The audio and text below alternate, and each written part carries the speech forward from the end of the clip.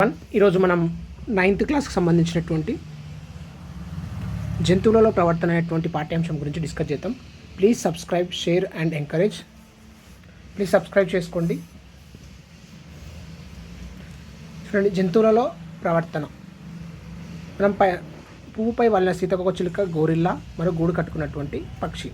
పై పటాలను జాగ్రత్తగా పరిశీలించండి. మీ చుట్టుప్రక్కల ఇలాంటి దృశ్యాలు ఎన్నో మీరు చూసే ఉంటారు. పరిశీలించే సమయంలో మీ మధ్యలో చాలా ప్రశ్నలు మెదిలి ఉంటాయి. చేపకి ఈత నేర్పవలసిన అవసరం లేదు. ఎందుకు? సీతాకోకచిలుక మకరందాన్ని ఎలా కనుగొంటుంది? చీమ ఆహారాన్ని ఎలా వెతకగలుగుతుంది? ఆహారం దొరికిన తర్వాత ఆ విషయాన్ని మిగతా చీమలకు ఎలా చెప్తుంది? పక్షులు గూడు కట్టడం ఎవరు నేర్పించారు? ఇవన్నీ మనకు చిన్నప్పుడు చాలా క్వశ్చన్స్ వచ్చింటాయి. ఇప్పుడు వాటికి సంబంధించినటువంటి సమాధానం ఈ పాఠ్యాంశం ద్వారా మనం తెలుసుకుందాం. జంతువులు తమదైన పద్ధతిలో ఎందుకు ప్రవర్తిస్తాయి? వాటి ప్రవర్తనలో ప్రత్యేక క్రమం ఎందుకు ఉంటుందో ఈ పాఠంలో తెలుసుకుందాం. వాటి ప్రవర్తన మీద ఏ కారకాలు ప్రభావం చూపుతాయో కూడా పరిశీలిద్దాం. జంతువుల ప్రవర్తన అంటే ఏమిటి? జంతువులు తమలో తాము మరియు ఇతర జీవులతో, ఒక జీవి అనుకో, తమలో తాము మరియు ఇతర జీవులు ఉంటాయి కదా, ఇతర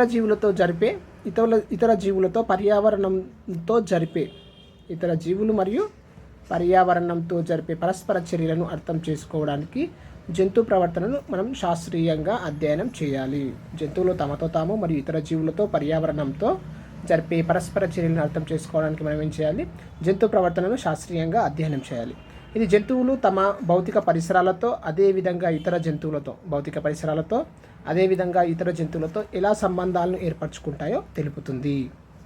ఈ శాస్త్రీయ అధ్యయనం అనేది ఏం చేస్తుందంటే, ఈ జంతువులు తమ భౌతిక పరిసరాలతో మరియు అదేవిధంగా ఇతర జంతువులతో ఎలా సంబంధాలని ఏర్పరచుకుంటాయో తెలుపుతుంది. ఇందులో జంతువుల ఆవాసాలను, వనరులను ఎలా వెతుకుతాయి? మనం చూసినట్లయితే జంతువుల ఆవాసాలను అంటే అవి ఉండడానికి అవసరమైనటువంటి నివాస ప్రదేశాన్ని మరియు వనరులను, వాటికి కావాల్సినటువంటి ఫుడ్ కానీ ఇతర సోర్స్ కానీ ఎలా వెతుకుతాయి, సంరక్షిస్తాయి? శత్రువుల నుండి తమను తాము ఎలా కాపాడుకుంటాయి? ప్రత్యుత్పత్తి కొరకు భిన్న లింగ జీవిని ఎలా ఎన్నుకుంటాయి? తమ సంతతిని ఎలా కాపాడుకుంటాయో కూడా ఈ పాఠ్యాంశం ద్వారా మనం తెలుసుకోవచ్చు.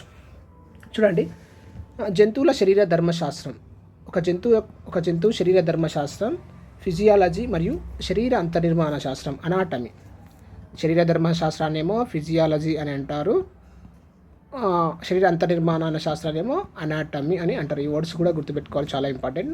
జంతువు శరీర అంతర్నిర్మాణం మరియు జంతువు యొక్క ప్రవర్తనను ఎట్లా ప్రభావితం చేస్తాయో గమనించడంలో జంతు ప్రవర్తనను అధ్యయనం చేయడం ప్రారంభమైంది. ఈ రెండు శాస్త్రాల ద్వారా జంతువుల శరీర ధర్మం మరియు శరీర అంతర్నిర్మాణం జంతువుల యొక్క ప్రవర్తనను ఎట్లా ప్రభావితం చేస్తాయో, ఈ రెండు అంశాలు జంతువుల ప్రవర్తన ఎట్లా ప్రభావితం చేస్తాయో గమనించడంలో ఈ రెండింటిని గమనించడంతో జంతు ప్రవర్తనను అధ్యయనం చేయడం ప్రారంభమైంది.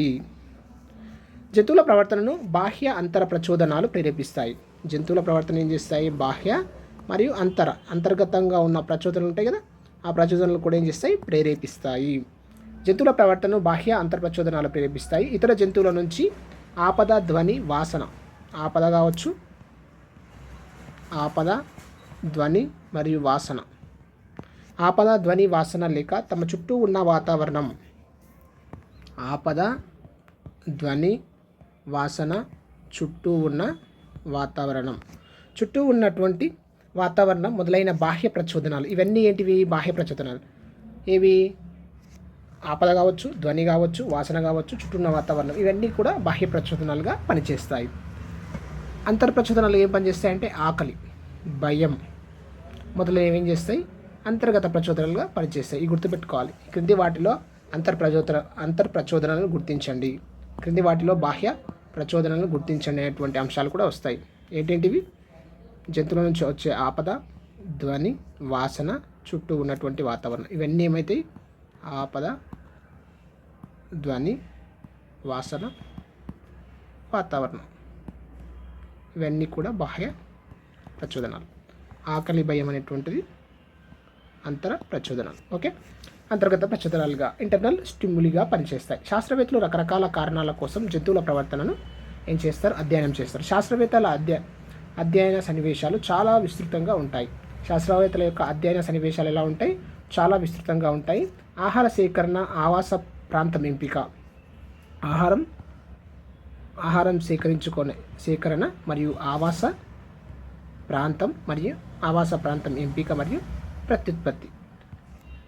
ఆహార సేకరణ, ఆవాస ప్రాంతం ఎంపిక అంటే ఆవాస ప్రాంతం అంటే ఉండేటువంటి ప్లేస్. ప్రత్యుత్పత్తి కోసం భిన్న లింగజీవుల ఎంపిక, సమూహ జీవనం గడపడంలో జంతువులు ప్రవర్తించే విధానం వంటి ఎన్నో రకాల విషయాలను శాస్త్రవేత్తలు పరిశోధించి ఏం చేస్తారు, వెల్లడిస్తారు. ఆహార సేకరణ మరియు ఆవాస ప్రాంతం ఎంపిక మరియు ప్రత్యుత్పత్తి కోసం భిన్న లింగజీవుల ఎంపిక మరియు సమూహ జీవనం అంటే భిన్న లింగజీవులను ఎన్నిక చేసుకున్న తర్వాత ఏం చేస్తాయి, మళ్ళీ సమూహంలోనే కలిసి తిరుగుతాయి. కాబట్టి సమూహ జీవనం గడపడంలో ఈ అన్ని పరిస్థితుల లోపల జంతువులు ఏ విధంగా ప్రవర్తిస్తాయి అనేటువంటి విషయాలను శాస్త్రవేత్తలు ఏం చేస్తారు, పరిశోధించి వెల్లడిస్తారు. జంతువుల ప్రవర్తన వివిధ రకాలు. ఇది ఇక్కడ నుంచి ఇంపార్టెంట్ అండి. జంతువుల ప్రవర్తన మరియు వివిధ రకాలు. మానవులు మరియు ఇతర జంతువులతో రకరకాల ప్రవర్తన రీతులను పరిశోధకులు అధ్యయనం చేసి వివరించారు. మానవులు మరియు ఇతర జంతువులలో రకరకాల ప్రవర్తన రీతులను, మానవులలో మరియు జంతువులలో రెండింటిలో కూడా ప్రవర్తన రీతులు ఉంటాయి. రెండింటి ప్రవర్తన రీతులను కూడా పరిశోధకులు అధ్యయనం చేసి వివరించారు. ఇప్పటి వరకు వాళ్ళు పరిశోధించిన అంశాలు ఏంటంటే సహజాత ప్రవృత్తి, ఇన్స్టింక్ట్. సహజాత ప్రవృత్తి అంటే పుట్టుకతోనే వచ్చేది. అనుసరణ, ఇంప్రింటింగ్, అనుసరణ. నిబంధన, కండిషనింగ్. అనుకరణ, ఇమిటేషన్. ఏంటంటివి? సహజాత ప్రవృత్తి, అనుసరణ. ఇదేమో అనుకరణ. ఈ డిఫరెన్సెస్ గుర్తుపెట్టుకోవాలి, రెండింటికి మధ్య చెప్తా. సహజాత ప్రవృత్తి, అనుసరణ, నిబంధన, అనుకరణ. ఇప్పుడు ఒక్కొక్క అంశాన్ని గురించి మనం చదువుకుంటూ వెళ్దాం. సహజాత ప్రవృత్తి, ఇన్స్టింక్ట్. పుట్టుకతో వచ్చే ప్రవర్తనలు మనం ఏమంటామంటే సహజాత ప్రవృత్తి. అంటే ఆ ప్రవర్తనలు మనకు ఎవరు నేర్పాల్సిన అవసరం లేదు, అవి మన పుట్టుకతోనే వస్తాయి. ఇప్పుడు మనం చూసినట్లయితే జంతువులు ఉన్నాయి. జంతువులు సడన్గా నీళ్ళలో పడ్డాయనుకో అవి ఈదుకుంటూ బయటికి వస్తాయి. అవి వాటిలో ఉండేటువంటి సహజాత ప్రవృత్తి. మనుషులు ఈత నేర్చుకోవాలి, అది సహజాత ప్రవృత్తి కాదు. జంతువులు అంటే ఇప్పుడు పుట్టిన పిల్ల మనం తల్లి ఎద దగ్గర తీసుకుంటే ఏమవుతుంది, ఆటోమేటిక్గా ఏం చేస్తుంది, నోరు సప్పరిస్తుంది. అవి సహజాత ప్రవృత్తి. అలాంటి లక్షణాలు అనేటువంటివి సహజాత ప్రవృత్తిగా మనం చెప్పవచ్చు. పుట్టుకతో వచ్చే ప్రవర్తనను మనం ఏమంటాం, సహజాత ప్రవృత్తి అంటాం, లేదా సహజాత లక్షణాలు అని అంటాం. వీటిని నేర్చుకోవాల్సినటువంటి అవసరం ఉండదు. ఇవి జటిలమైనవిగా ఉంటాయి. ఇవి చాలా జటిలమైనవి ఉంటాయి. పక్షులు గూడు కట్టుకోవడం, సంతానోత్పత్తి కోసం భిన్న లింగజీవిని ఎన్నుకోవడం, రక్షణ కోసం సమూహాలను ఏర్పాటు చేసుకోవడం మొదలైనవన్నీ కూడా సహజాత ప్రవృత్తిలో. ఇప్పుడు పక్షులకు గూడు కట్టుకోమని ఎవరు నేర్పుతారండి? అతనితోవే నేర్చుకుంటాయి. సంతానోత్పత్తి కోసం ప్రకృతిలో ఉన్నటువంటి మేల్, ఫీమేల్, ఆడ, మగ జీవులు ఏం చేస్తాయి, ఆడజీవులు పురుష జీవిని ఎంపిక చేసుకుంటాయి, పురుష జీవులు ఆడజీవిని ఎంపిక చేసుకుంటాయి. దీనికోసం సంతానోత్పత్తి కోసం. అదేవిధంగా రక్షణ కోసం ఏం చేస్తాయి, సమూహంగా జీవులు సంచరిస్తాయి. ఏవైనా ఇతర జంతువులు దాడి చేస్తే సమూహం అంతా కలిసి వాటిపై దాడి చేసి రక్షణ పొందడానికి రక్షణ కోసం సమూహాలను ఏర్పరచుకోవడం జరుగుతుంది. ఇవన్నీ కూడా సహజాత అంటే సహజంగా పుట్టుకతో వచ్చేటువంటి లక్షణాలు. ఓకే. ఇప్పుడు గూడు కట్టుకున్న సాలెపురుగు చూడండి, ఈ విధంగా పక్షి గూడు కట్టుకుంటుంది. సాలెపురుగు కూడా ఏదైనా వేడి వస్తువును లేదా మునదేలిన దానిని తాకినప్పుడు మీరు మీ చేతిని వెనక్కి తీసుకుంటారు. ఇది ఒక రకమైనటువంటి ప్రతీకార చర్య మాత్రమే కాదు, ఇది సహజాత లక్షణం. మనం ఏమనుకుంటాం, ఇప్పుడు మన జ్ఞానేంద్రియాలు ఉంటాయి, మన శరీరానికి స్పర్శ ఉంటుంది.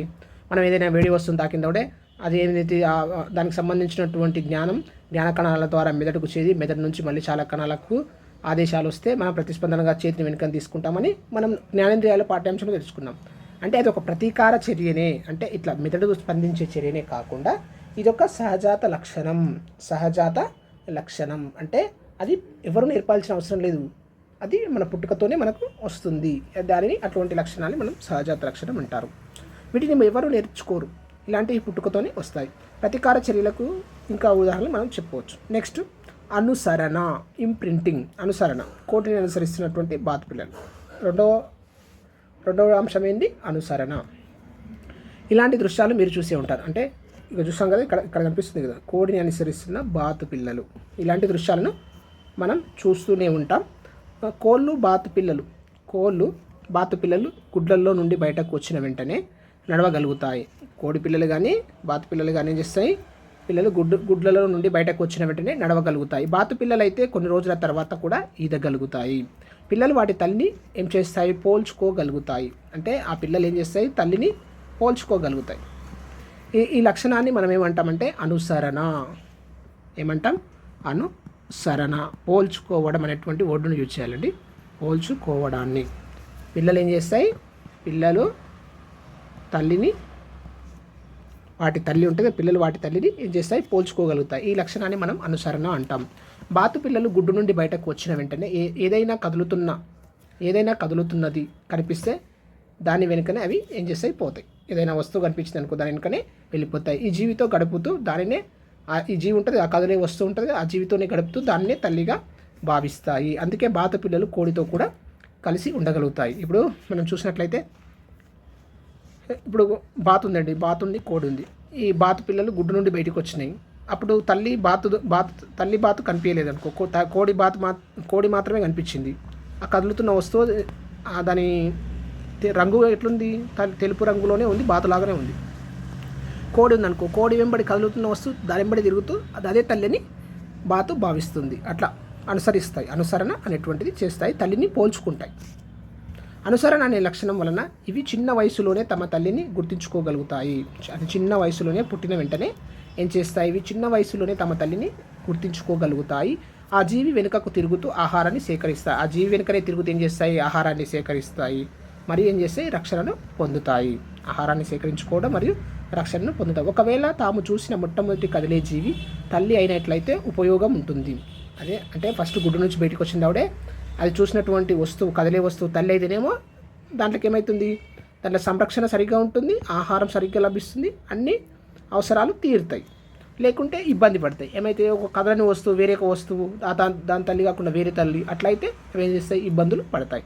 ఎందుకంటే ఒక్కొక్కసారి బాతు పిల్లలు మానవులను ఏం చేస్తాయి, మానవులు బంతులను, కార్డుబోర్డు బాక్సులను కూడా తల్లిగానే భావిస్తాయి. అంటే కదిలే వస్తువు ప్రతిదాన్ని కూడా అవి ఏం చేస్తాయి, తల్లులుగా భావించడం అటువంటి జరుగుతుంది. కాబట్టి కొన్నిసార్లు తల్లి కాకపోతే ఏమైతే ఇబ్బందులు పడతాయి. ఇట్లా పిల్లలు వాటి తల్లిని పోల్చుకుంటాయి. ఈ లక్షణాన్ని మనం అనుసరణ అంటాం. ఇది గుర్తుపెట్టుకోవాలి.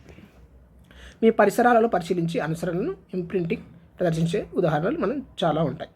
జంతువులలో ప్రవర్తనను అధ్యయనం చేసిన శాస్త్రవేత్తలో ఆస్ట్రియాకు చెందిన కోనార్డ్ లోరెంజ్. ఎవరు? కోనార్డ్ లోరెంజ్ ప్రముఖుడు. ఆయన తెల్లబాతులను స్వయంగా పెంచి వాటి ప్రవర్తనను ఏం చేసిండు, అధ్యయనం చేశాడు. తెల్లబాతులను స్వయంగా పెంచి వాటి ప్రవర్తనను అధ్యయనం చేశాడు. గుడ్డు పొదిగిన నాటి నుండి అవి ఇతనిని ఏం చేస్తాయి, అనుసరించాయి. గుడ్డు పొదిగిన నాటి నుండి ఏం చేస్తాయి, అతన్ని అనుసరించాయి. అవి పెరిగి పెద్దవిగా మారినప్పటికీ ఆయనతోనే కలిసి తిరిగాయి. అవి పెరిగి పెద్దదైనాక కూడా ఆయన వెంబడే ఆయనతోనే కలిసి తిరిగేవి. జంతువుల ప్రవర్తనను అధ్యయనం చేసేందుకు శరీర ధర్మశాస్త్రం మరియు ఔషధ రంగంలో ఆయనకి ఏం చేసింది, 1973లో నోబెల్ బహుమతి రావడం జరిగింది. ఎప్పుడు? 1973. కోనార్డ్ లోరెంజ్ ఎన్ని వర్డ్స్ ఉంది? 3 వర్డ్స్ ఉంది కదా. లోరెంజ్ గుర్తుపెట్టుకోండి. 1973 లాస్ట్ 3 కాబట్టి అట్లా ఒకసారి గుర్తుపెట్టుకుంటే మనకు ఆ దగ్గరున్న ఆప్షన్లో మనం గుర్తుపట్టచ్చు. ఇది పిల్లలు వాటి పిల్లలు ఏం చేస్తాయి, వాటి తల్లిని పోల్చుకుంటాయి. ఈ లక్షణాన్ని మనం ఏమంటాం, అనుసరణ అని అంటాం.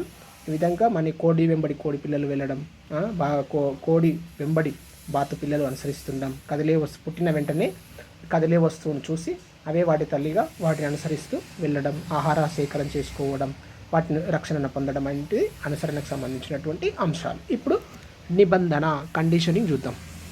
ఇప్పుడు ఏంది నిబంధన, కండిషనింగ్ చూసినట్లయితే సహజంగా కాకుండా కృత్రిమంగా ఒక ఉద్దీపనకు ప్రతిచర్య చూపే ఒక రకమైన ప్రవర్తనను అంటే ఒక ఉద్దీపనకు ఒక ప్రతిచర్యను చూపే ఒక రకమైన ప్రవర్తనను మనం ఏమంటామంటే నిబంధన అని అంటాం. నిబంధన అని అంటాం. ఇది నేర్చుకోవాల్సినటువంటి ప్రవర్తన. ఇది పుట్టుకతో రాదు. ఇది సహజాత ప్రవృత్తి లాగా పుట్టుకతో రాదు. ఇది నేర్చుకోవాల్సినటువంటి అంశం. ఉదాహరణకు చూడండి, బడిగంటను ఉదాహరణగా తీసుకుంటే ఒక్కొక్క సందర్భంలో పిల్లలు ఒక్కొక్కలా ప్రవర్తిస్తారు కదా. ఇది గంట కొట్టే సమయాన్ని అనుసరించి మారుతూ ఉంటుంది. ఉదయం వేళ గంట మోగినట్లయితే ఉదయం ప్రార్థనా సమయానికి హాజరు కావాలని. ఉదయం గంట మోగితే ఏం చేస్తారు? ఫస్ట్ మార్నింగ్ గంట కొడితే ఏం చేస్తారు? ప్రేయర్కి వెళ్ళాలని. విరామం సమయం అయిపోగానే గంట మోగితే తరగతి గదికి పోవాలని. అదే చివరి పీరియడ్ అయిన వెంటనే గంట మోగితే ఇంటికి పోవాలని అనుకుంటారు. అంటే గంట అనేటువంటిది సాధారణం, ఎప్పుడు మోతూనే ఉంటుంది, కానీ సమయం ఉంటుంది. ఆ సమయానికి అనుగుణంగా వీళ్ళు ఏం చేస్తారు? ఒకసారి ప్రార్థనకోవడం, ఒకసారి తరగతికోవడం, ఒకసారి ఇంటికి పోవడం. మోగేది మాత్రం ఒకటే, ఇది గంట శబ్దం. అంటే సమయాన్ని బట్టి మారుతూ ఉంటుంది అనేటువంటిది చెప్పడం. ఇంటికి పోవాలని అనుకుంటారు. ప్రతిసారి మోగింది గంటే అయినప్పటికీ సమయాన్ని బట్టి పిల్లల ప్రవర్తనలో ఏమవుతుంది? మార్పు చోటు చేసుకుంటుంది. ఇది వాళ్ళకు అనుభవం నేర్పిస్తుంది. ఇది ఎవరికి పుట్టుకతో వస్తుందా? రాదు. వాళ్ళు స్కూల్కి వెళ్ళి ప్రతి పీరియడ్ ఏముంటుంది, తర్వాత ఎప్పుడు బ్రేక్ ఉంటుంది, ఎప్పుడు లంచ్ ఉంటుంది, ఎప్పుడు స్కూల్ టైం ఎండింగ్ అయిపోతుంది, ఎప్పుడు ప్రేయర్ ఉంటుంది, అవన్నీ తెలుసుకొని ఒక అనుభవం వచ్చిన తర్వాత వాళ్ళు ఆ విధంగా స్పందిస్తారు. ఫస్ట్ మనం స్కూల్కి పోయినాం, మనం కూడా చూసుంటాం. ఫస్ట్ మనం వేరే స్కూల్కి పోయినప్పుడు ఏం చేస్తాం? ఒక 2-3 రోజులు ఇబ్బందులు పడతాం. అదే బ్రేక్ ఎప్పుడు ఉంటుంది, అది ఎప్పుడు ఉంటుంది, మనం పక్క ఫ్రెండ్స్ని అడుగుతూ ఉంటాం. అది అనుభవం అయిన తర్వాత ఏం చేస్తాం? మనంతకు మనం వెళ్ళిపోతాం. కొన్ని సందర్భాల్లో ప్రతిస్పందనలు తప్పుగా కూడా ఉండవచ్చు. కొన్ని సందర్భాల్లో ఏమైతే ఓసారి మొత్తం లాంగ్ బెల్ పడుతుంది, ఇంటికి పోయి మధ్యలో ఏదో డిసిషన్ తీసుకుంటారు సార్ వాళ్ళు, లాంగ్ బెల్ కొడితే అప్పుడు ఏం చేస్తాం? అందరూ ఆశ్చర్యపోతాం. అట్లా ఈ ప్రతిస్పందనలు ఒకసారి తప్పుగా కూడా ఉండవచ్చు. మనం ఏమనుకుంటాం? ఆ బెల్ కొడితే అక్కడనే ఉండాలని అనుకుంటాం, కాకపోతే ఇంటికి పోవాల్సి ఉంటుంది. అట్లా కొన్నిసార్లు ప్రతిస్పందనలు ఎటుంటాయి? తప్పుగా కూడా ఉంటాయి. ఇవాన్ పావ్లోవ్ అనే రష్యన్ శాస్త్రవేత్త నిబంధనలపై అనేక పరిశోధనలు చేశారు. ఇవాన్ పావ్లోవ్ అనేటువంటి శాస్త్రవేత్త గుర్తుపెట్టుకోవాలి, మనకు సైకాలజీలో కూడా వస్తుంది. ఇవాన్ పావ్లోవ్ అనే ఇతను ఏ దేశానికి చెందినటువంటిది? ఇవాన్ పావ్లోవ్ రష్యా దేశానికి చెందినటువంటి వ్యక్తి. నిబంధనలపై అనేక పరిశోధనలు చేశారు. అతను కుక్కకు ఆహారం చూపించిన వెంటనే అది లాలాజలం స్రవించడం గమనించాడు. ఇది ఒక సహజ ప్రతిస్పందన. అంటే అతను చేసే పనికి, సహజమైనటువంటి పనికి కుక్క చూపినటువంటి ప్రతిస్పందన. అంటే ఏం చేసింది? అది లాలాజలం ఊరడం అనేటువంటిది ఇది ఒక సహజ ప్రతిస్పందన. ఈ లాలాజలం కుక్క తీసుకునే ఆహారాన్ని సులువుగా మింగటానికి, జీర్ణమవ్వటానికి సహాయపడుతుంది. ఆహారం తీసుకొచ్చే వ్యక్తి చూసినప్పుడు కూడా కుక్క ఏం చేస్తుంది? నోటిలో లాలాజలాన్ని స్రవించడం పావ్లోవ్ గమనించాడు. ఆహారం తీసుకురానప్పటికీ వ్యక్తిని చూడగానే, అంటే ఇట్లా ప్రతిరోజు ఈ వ్యక్తి ఆహారం తీసుకొని కుక్క దగ్గరికి వస్తున్నాడు, ఏమవుతుంది? అలా లాలాజలాన్ని స్రవిస్తుంది. ఒకవేళ ఆహారం తీసుకురాకుండా ఆ వ్యక్తిని చూసినప్పుడు ఏం చేస్తుంది? లాలాజలాన్ని స్రవించడాన్ని ఇవాన్ పావ్లోవ్ గమనించాడు. ఆహారం తీసుకురానప్పటికీ వ్యక్తిని చూడగానే కుక్క నోటిలో లాలాజలం స్రవించడం గమనించాడు. ఆహారంతో పాటు ఒక గంట శబ్దాన్ని వినిపించి ప్రయోగాలు చేశాడు. ఇప్పుడు ఏం చేసిండు? ఇంతకుముందుకు సాధారణంగా ఆహారం పెట్టిండు, కానీ ఇప్పుడు ఆహారం పెట్టే ముందు గంట శబ్దం, ఒక గంట కొట్టిండు. గంటను కొట్టి రోజు ఆహారం పెట్టిండు. అట్లా కొన్ని రోజులు ఆహారం పెట్టి దానికి అలవాటు చేసేటట్టు చేసిండు. గంట శబ్దాన్ని వినిపించి ప్రయోగాలు చేశాడు. గంట మోగించినప్పుడు ఆహారం పెట్టడం అలవాటు చేశాడు. ఆహారం పెట్టకపోయినా గంట శబ్దం వినిపించగానే కుక్క నోటి నుండి లాలాజలం స్రవించడం మొదలైంది. ఈ విధంగా ఫస్ట్ ఆహారం పెట్టకుండా రోజు అలవాటు అయిపోయింది కదా, గంట కొట్టిందాడే అన్నం పెడతాడు అనేటువంటి, గంట కొట్టిందాడే అదేమైంది? లాలాజలం స్రవించడం మొదలుపెట్టింది ఆహారం లేకుండా. అట్లా స్రవించడం మొదలైంది. గంట మ్రోగడం ఒక నిబంధన. గంట మోగడం అనేటువంటిది మనం ఏం చేసినాం? ఒక నిబంధనగా చేసినామంటే ఆహారం పెట్టే ముందు గంట కొట్టడం, ఆహారం పెట్టే ముందు గంట కొట్టడం అనేటువంటి ఒక నిబంధనగా దాన్ని అలవాటు చేసినాం కుక్కకు. కాబట్టి అది వెంటనే ఏం చేస్తుంది? లాలాజలం స్రవించడం. ఆ నిబంధనకి ప్రతిచర్య అయితే, లాలాజలం స్రవించడం ఆ నిబంధనకి ప్రతిచర్య అయితే, ఆ ప్రతిచర్యను మరి నిబంధన సహిత ప్రతిచర్య, కండిషన్డ్ రెస్పాన్స్ అని అంటాం. ఈ విధంగా మనం గంట కొడుతూ ఆహారాన్ని పెట్టినట్లయితే, అది గంట శబ్దానికి లాలాజలం స్రవించినట్లయితే ఆ ప్రతిచర్యను మనం నిబంధన సహిత ప్రతిచర్య అని అంటాం. అంటే ఒక నిబంధన పెట్టి ఒక రూల్ పెట్టిన మనము గంట కొట్టగానే ఏం చేస్తుంది? అది రెస్పాండ్ అవుతుంది. కాబట్టి దీన్ని ఏమంటాం? నిబంధన సహిత ప్రతిచర్య, కండిషనల్ రెస్పాన్సింగ్ అని అంటాం.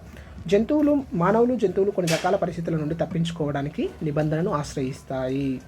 ఉదాహరణకి విద్యుత్ సరఫరా అవుతున్న కంచెను కట్టి ఉన్న పొలంలో జంతువులను మేత మేయడానికి లోపలికి విడిచిపెట్టారు. గొర్రెల కంచె వైపు పోగానే వాటికి చిన్నపాటి విద్యుత్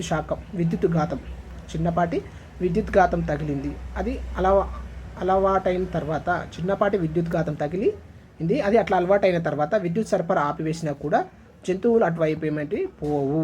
పెద్దవాళ్ళు రాగానే పిల్లలు గౌరవంగా లేచి నిలబడడం, పలుపుతాడు విపాతీయగానే ఎద్దు అరక దగ్గరకు పోవడం వంటి అలవాట్లను నిబంధన సహిత ప్రతిచర్యలని చెప్పవచ్చు. మీరు కొన్ని నిబంధన సహిత ప్రతిచర్యలను గుర్తుకు తెచ్చుకోగలరు. ఇది మనం చూసినట్లయితే ఇప్పుడు ఇదొక పొలం అండి. పొలం చుట్టూ మనం ఏం చేసినాము, కంచె ఏర్పాటు చేసి దానికి సోలార్ కరెంట్ షాక్ ఇచ్చినాం. సోలార్ కరెంట్ షాక్ చనిపోగానే జల్లుమనేటువంటి శబ్దం వస్తుంది, షాక్ లాంటి శబ్దం వస్తుంది, చిన్నపాటి విద్యుద్ఘాతం వస్తుంది. ఇప్పుడు ఇందులో గొర్రెలను, మేకలను, పశువులను కానీ ఉంచినాం. ఇవేం చేస్తాయి, మేస్తూ ఇట్లు కంచెను దాటడానికి వచ్చినప్పుడు కంచె తగిలి ఏమైతే షాక్ వస్తుంది, జల్లున వల్ల షాక్ వస్తుంది. అవి ఏం చేస్తాయి, అటువైపు ఓడకపోకుండా బెదురుకొని మళ్ళీ లోపలే వచ్చి మేస్తూ ఉంటాయి. ఇట్లా ఒక జంతువు ప్రతిసారి 2-3 సార్లు తగిలిందనుకో ఏమైతే అటువైపు పోకుండా ఈ మధ్యలోనే మేస్తూ ఉంటుంది. ఇప్పుడు మనం అట్లా ఒక 10-20 రోజులు అయిన తర్వాత ఈ కంచెకు విద్యుద్ఘాతాన్ని ఆపివేసిన కూడక జంతువులు అనేటువంటివి అటువైపు వెళ్ళవు. అంటే అవేమనుకుంటాయి, మనం ఒక నిబంధనను మనం పెట్టినాం, అంటే ఒక అంశాన్ని మనం ఆ జంతువుకు నేర్పించినాం, దాన్ని నిబంధన అని చెప్తున్నాం. ఆ విధంగా ఏమైతే ఆ జంతువు ఏమనుకుంటుంది, దానికి విద్యుద్ఘాతం ఉంది అనుకొని ఏం చేస్తుంది, అటువైపు వెళ్ళకుండా మనం తీసేసిన ఉడక అటువైపు వెళ్ళదు. ఇప్పుడు కుక్క ఉడక అంతే, గంట కొడితే ఆ లాలాజలం స్రవించడం, ఆహారం తీసుకొస్తుందని లాలాజలం స్రవించడం, ఆహారం తీసుకురాకపోయినా గంట శబ్దానికి ఏం చేస్తుంది, లాలాజలాన్ని స్రవిస్తుంది. ఇలాంటివి నిబంధన సహిత ప్రతిచర్య అని మనం చెప్తాం. ఇలాంటివి ఇంకా చాలా ఉంటాయి. మనం పశువులను ఏం చేస్తాం, ఎద్దులను కాడిమాకు లేపిందావిడ ఏం చేస్తే అవి ఏం చేస్తాయి, పల్పి పిందావిడే అరక దగ్గరికి పోవడం ఏం చేస్తాయి. తర్వాత పిల్లలు మన పెద్దోళ్ళు వచ్చిందావిడే మనం ఏం చేస్తాం, లేచి నిలబడడం. మనకు చిన్నప్పుడు చెప్తారు, తల్లిదండ్రులు నేర్పిస్తారు, నిబంధన పెడతారు ఒకటి, అరే పెద్దోళ్ళు వచ్చిందావిడే గౌరవించాలి, వాళ్ళకి లేచి నిలబడాలి, వాళ్ళకి గౌరవించాలి అని చెప్పడం వల్ల ఏమైతుంది, మనకు ఒక నిబంధనగా మారిపోతుంది. పెద్దలను చూసిందావిడే మనం లేవడం, అట్లా చాలా అంశాలు అనేటువంటివి మనం చూడవచ్చు. ఇవి నిబంధన సహిత ప్రతిచర్యలను. నెక్స్ట్ అనుకరణ, ఇమిటేషన్. ఒక జంతువు యొక్క ప్రవర్తనను వేరొక జంతువు ప్రదర్శిస్తే, అంటే ఒక జంతువు ప్రవర్తన ఉన్నట్లుగా, అనుకరణకు ఇక్కడ చాలా డిఫరెన్స్ ఉంటుందండి. ఇదేం చేస్తుంది, పిల్లలు ఏం చేస్తాయి, తల్లిని అనుసరించుకుంటూ పోతాయి. ఎందులో, అనుసరణ లోపల ఇక్కడ మనం చూసాం కదా. అనుసరణ ఎలా ఉంటుంది అంటే, పిల్లలు తల్లిని ఏం చేస్తాయి, పిల్లలు వాటి తల్లిని పోల్చుకుంటాయి, పిల్లలను వాటి తల్లిని పోల్చుకుంటాయి. ఈ లక్షణాన్ని మనం అనుసరణ అని చెప్పినాం. ఇక్కడ అనుకరణ ఏంటంటే, ఒక జంతువు, అది తల్లే కాదు, ఒక జంతువు లేకపోతే ఒక వ్యక్తి, ఎవరైనా సరే తల్లి అయి ఉండాల్సిన అవసరం లేదు. ఒక జంతువు యొక్క ప్రవర్తనను వేరొక జంతువు ప్రదర్శిస్తే, ఒక వ్యక్తి యొక్క ప్రవర్తనను వేరొక వ్యక్తి ప్రదర్శిస్తే, కాపీ చేస్తే, అలాంటి ప్రవర్తనను మనం అనుకరణ అని అంటాం. అనుసరణకు ఇదే డిఫరెన్స్, విభిన్నత అంటాం, అనుకరణ అని అంటాం. మనం ఉన్నది ఉన్నట్టుగా అనుకరిస్తుందని. మనం సాధారణంగా మనకు తెలియకుండానే ఇతరులను అనుకరిస్తుంటాం. మాట్లాడేటప్పుడు మాటల్లోనూ భంగిమల్లోనూ ఇలాంటి అనుకరణ కనిపిస్తుంటుంది. కొందరు వారిని నచ్చిన వాళ్ళను కానీ సినిమా నటులు క్రీడాకారులను కానీ అనుకరిస్తూ ఉంటారు. మనం చూస్తాం, మనకు నచ్చిన హీరో లోపల ఏమైనా లక్షణాలు ఉంటే ఏం చేస్తాం, మనం కూడా వాటిని ట్రై చేస్తుంటాం. వాడు ఇట్లా మాట్లాడితే అట్లా మాట్లాడడం, చేతిని ఇట్లా కలిస్తే మనం అట్లా కదిలియడం, అట్లా స్టైల్ పడితే అట్లా స్టైల్ పడడం, అట్లా అవన్నీ ఏం చేస్తాం, మనకు ఆదర్శమైనటువంటి వ్యక్తి, అది హీరో కావచ్చు, క్రీడాకారుడు కావచ్చు, ఇంకెవరైనా కావచ్చు, వాళ్ళ యొక్క లక్షణాలను మనం అదే విధంగా ఉన్నది ఉన్నట్టుగా ప్రదర్శిస్తే దాన్ని మనం అనుకరణ లక్షణం అని అంటాము. మానవులు ఉత్సుకతతో ఇలా చేస్తుంటారని శాస్త్రవేత్తలు భావిస్తారు. మనుషులు మాత్రమే ఇలా ఒకరినొకరు అనుకరణ చేస్తారా అని కొంతమంది శాస్త్రవేత్తలు భావించారు. కానీ తర్వాతి కాలంలో మానవుడు దేని నుంచి అభివృద్ధి చెందిన, చింపాంజీ నుంచి. కాబట్టి చింపాంజీ వంటి ప్రైమేట్స్ కూడా అనుకరణ చేయగలవని తెలుసుకున్నారు. కోహ్లెర్ అనేటువంటి శాస్త్రవేత్త చింపాంజీలో గల అనుకరణ శక్తి మీద అనేక ప్రయోగాలు చేశాడు. ఒక చింపాంజీ చెట్టుకు ఉన్న పండు కోయడానికి ప్రయత్నించింది, అది అందలేదు. కర్ర పుల్లలను ఉపయోగించి పండు కోసింది, పుల్లతో గుచ్చి పండును తినసాగింది. మిగతా చింపాంజీలు కూడా ఏం చేసినాయి, అట్లనే చేశాయి. ఈ విధంగా చింపాంజీలు కొత్త మెలకువలను నేర్చుకుంటాయి. కోతులు మనం ఎలా చేస్తే అవి కూడా అలానే చేస్తుంటాయని మీరు వినే ఉంటారు. కోతుల టోపీ కథ మనం చూసినాం కదా. ఆ విధంగా ఏం చేస్తాయి జంతువులు కూడా, అంటే ఓన్లీ మనుషులే కాకుండా జంతువులు కూడా ఒక జంతువు యొక్క ప్రవర్తనను ఇంకో జంతువు ఏం చేస్తుంటాయి, అనుసరిస్తుంటాయి. ఇది అనుకరణకు సంబంధించినటువంటి లక్షణాలు. ఇప్పుడు మనం 3 అంశాలను నేర్చుకున్నాం. ఒకటి సహజాత, ప్రవృత్తి, 2 అనుసరణ, 3 నిబంధన, 4 అనుకరణ. అనేటువంటి 4 అంశాలని మనం నేర్చుకున్నాం. మానవుల ప్రవర్తన, హ్యూమన్ బిహేవియర్. మానవులు కూడా ఇతరత్ర జంతువుల వలె ప్రవర్తనను కలిగి ఉంటారు, కానీ మానవుల ప్రవర్తన ఇతర జంతువుల కన్నా ఎట్లుంటుంది, సంక్లిష్టంగా ఉంటుంది. ఎందుకంటే మానవులు ఇతర జంతువుల కన్నా తెలివైనవారు, ఆలోచించగల శక్తి కలిగిన వారు. మానవులకు వాళ్ళ గురించి వాళ్ళకు బాగా తెలుసు. మానవులలో వివిధ ప్రవర్తన విధానాల గురించి ఇప్పుడు చూద్దాం. సహజాత ప్రవృత్తి. మానవుల యొక్క సహజాత ప్రవృత్తి కలిగి ఉంటారు, కానీ మనం మన ప్రవర్తనలో ప్రయత్నించి సహజాత ప్రవృత్తిని ఏం చేస్తాం, అధిగమిస్తాం. మన ప్రవర్తనను మనం ప్రయత్నించి ఏం చేస్తాం, సహజాతంగా వచ్చినటువంటి లక్షణాలను కూడా ఒక్కొక్కసారి అధిగమించగలుగుతాం. ఉదాహరణకి బాగా ఆకలిగా ఉన్నప్పుడు వెంటనే భోజనం చేయాలని అనిపిస్తుంది, కానీ మర్యాద కోసం అందరూ కూర్చున్న తర్వాతే భోజనం చేయడం మొదలు పెడతాం. ఈ విధంగా సహజాత ప్రవృత్తి అంటే ఇప్పుడు ఆకలైనప్పుడు అన్నం తినడం అనేటువంటిది సహజాత ప్రవృత్తి. కానీ ఏం చేస్తాం, ఒక్కొక్కసారి పరిస్థితులు అనుకూలించినప్పుడు మనం ఏం చేస్తాం, ఆ సహజాత ప్రవృత్తిని కూడా ఏం చేస్తాం, అధిగమించడానికి ప్రయత్నం చేస్తాం. ఇది మానవులకు సంబంధించినటువంటి సహజాత ప్రవృత్తి. అనుకరణ. మనం ఒకరిని చూసి ఒకరు నేర్చుకుంటాం, అంటే అనుకరిస్తాం. కొత్త విషయాలు నేర్చుకోవడంలోనూ, పాఠ్యాంశాల మెలకువలు నేర్చుకోవడంలోనూ, ఆట నైపుణ్యం పొందడంలోనూ ఇవి ఉపకరిస్తాయి. అనుకరణ అనేటువంటి లక్షణం మనుషులలో కొత్త విషయాలు నేర్చుకోవడంలో, పాఠ్యాంశాల మెలకువలు నేర్చుకోవడంలో, ఆట నైపుణ్యం పొందడంలో, స్నేహితులతో జట్టు కట్టడానికి. కౌమార దశలో ఉన్న పిల్లలు పొగ తాగడం, మద్యం సేవించడం, మాదక ద్రవ్యాలు వాడడం వంటి దురలవాట్లు కూడా బానిస అవుతారు. ఈ అనుకరణ లక్షణమే ఏం చేస్తుంది, మంచికి ఉపయోగపడుతుంది, కొన్నిసార్లు చెడు లక్షణాలు నేర్చుకోవడానికి కూడా అనుకరణ అనేటువంటి లక్షణం ఉపయోగపడుతుంది. ఇది ఆరోగ్యానికి ప్రమాదకరం. అంటే అనుకరణ వల్ల కొన్ని దుష్ఫలితాలు కూడా ఉన్నాయన్నమాట. అంటే అనుకరణ లక్షణం మనం ఉపయోగించినట్టు ఉంటుంది, అది మంచి లక్షణాలు పొందవచ్చు, కొన్నిసార్లు చెడు లక్షణాలు కూడా పొందడానికి అవకాశం ఉంటుంది. ఇది అనుకరణ సిద్ధాంతం ఆధారంగా. నెక్స్ట్ నిబంధన సహాయంతో ఒక వ్యక్తి ఆచరణలో మార్పు తీసుకురావచ్చు. చూడండి, అడ్వర్టైజర్స్. ప్రకటన రంగం వారు దీనిని ఉపయోగించడంలో నిపుణులు. తమ ఉత్పత్తులను విక్రయించడానికి వాళ్ళు ఆకర్షణీయమైన మరియు ఉద్వేగపూరితమైన చిత్రాలను ఉపయోగించుకుంటారు. వాళ్ళు ఏం చేస్తారు, మనిషి ఆలోచనలో కానీ ఆచరణలో కానీ నిబంధన సిద్ధాంతం ద్వారా ఏం చేయొచ్చు, మనం వారి యొక్క ప్రవర్తనలో మార్పును తీసుకురావచ్చు. అందులో ఎగ్జాంపుల్ ఏంటంటే ప్రకటన రంగం. వాళ్ళు ఏం చేస్తారు, ఆకర్షణీయమైన ఫోటోలను కానీ, ఆకర్షణీయమైనటువంటి వ్యక్తులు లేదా సినిమా హీరోలు, క్రీడాకారులతో ఏం చేస్తారు, అడ్వర్టైజ్మెంట్ ఇప్పించి ఆ ప్రోడక్ట్ను పదే చెప్పించడం వల్ల ఏం చేస్తారు, దాన్ని ఉపయోగించని వారు కూడా ఉపయోగించే విధంగా చేస్తారు. సినిమా ప్రముఖ క్రీడాకారులు తమ ఉత్పత్తులను గురించి ప్రచారం చేయిస్తారు. ఆకర్షణీయమైన ఛాయాచిత్రాలను ఉపయోగించి వినియోగదారుడిని ఆ ఉత్పత్తులను వాడేలా నిబంధన కలగచేస్తారు. ప్రజలు ఆ ఉత్పత్తుల వైపు ఆకర్షితులు అవుతారు, వాటిని కొని వాడుకుంటారు. ఈ విధంగా నిబంధన అనేటువంటి ఒక అంశాన్ని ఏం చేస్తారు, పదే చూపించడం ద్వారా, ఒక అంశాన్ని చెప్పడం ద్వారా, చూపించడం ద్వారా, ఆకర్షణీయమైనటువంటి వ్యక్తుల ద్వారా దాన్ని బాగా ప్రచారం చేయడం జరిగింది. కొనాలనుకొని వాడు కూడా కొనేటువంటి విధంగా మార్చడం అనేటువంటిది జరుగుతుంది. ఎవరు, అడ్వర్టైజర్స్. నెక్స్ట్ పరిశోధనాత్మక ప్రవర్తన, ఇన్వెస్టిగేటింగ్ బిహేవియర్. క్షేత్రం, ఒక ప్రదేశంలో, ప్రయోగశాలలో ప్రవర్తనను పరిశోధించవచ్చును. ఇక్కడ ప్రవర్తనను నిశ్చితంగా కొలవవచ్చు. ప్రయోగాల రూపకల్పన కూడా చేయవచ్చు. అది ఎలా పనిచేస్తుందో పరిశీలించవచ్చు. మనిషి ప్రవర్తనను అనేక మార్పులకు లోనయ్యే కారకాలతో ప్రభావితం అవుతుంది. మనిషి ప్రవర్తన ఏం చేస్తుంది, అనేక మార్పులకు లోనయ్యే కారకాలతో ప్రభావితం అవుతుంది. జంతువుల ప్రవర్తన కంటే మనిషి ప్రవర్తనను అధ్యయనం చేయడం చాలా కష్టం.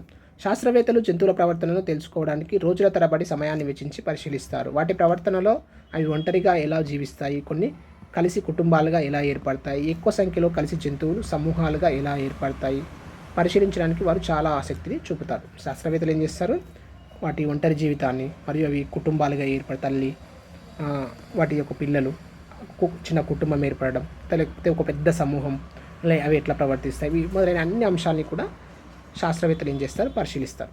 చీమలు ఒకదానితో ఒకటి ఎదురుపడ్డప్పుడు ఎలా ప్రవర్తిస్తాయో మీరు చూసే ఉంటారు. జంతువులు ఒకదానితో ఒకటి సంకేతాలు ఏం చేస్తాయి, ఇచ్చిపుచ్చుకుంటాయి. ఇప్పుడు మనం కూడా సైకిల్ ద్వారా చెప్తుంటాం కదా, కమ్యూనికేట్ చేస్తాం కదా, అట్లా జంతువులు కూడా ఏం చేస్తాయి, కొన్ని సంకేతాలని ఉపయోగిస్తాయి. ఉదాహరణకు ఏదైనా ప్రమాదం ఎదురైనప్పుడు హెచ్చరిక చేస్తూ ఒక జంతువు మరొక జంతువును ఏం చేస్తుంది, పిలుస్తుంది. కొంతమంది శాస్త్రవేత్తలు ఈ రకమైన సంకేతాల పట్ల ఆసక్తి ఉంటుంది. వారు సంకేతాలను రికార్డు చేసి అధ్యయనం చేసి సంకేతాల అర్థం ఏమిటో తెలుసుకునే ప్రయత్నం చేస్తారు. ఒక కాకికి ఆహారం దొరికితే ఇతర కాకులను పిలుస్తూ అరిచి అరుపులకు, ఒక కాకి చనిపోతే మిగిలినవన్నీ గుమికూడి అరిచి అరుపులకు తేడా ఉంటుందేమో పరిశీలించండి. మనం చూసినట్లయితే మన పరిసరాల్లో కనిపిస్తాయి కదా, కాకి ఆహారం దొరికినప్పుడు ఒక రకమైనటువంటి శబ్దం చేస్తుంది. అదేవిధంగా ఒక కాకి చనిపోయింది అనుకో, అదేం చేస్తుంది, ఇంకో రకమైనటువంటి శబ్దం చేసి అన్ని కాకులను ఏం చేస్తుంది, అది పిలుస్తుంది.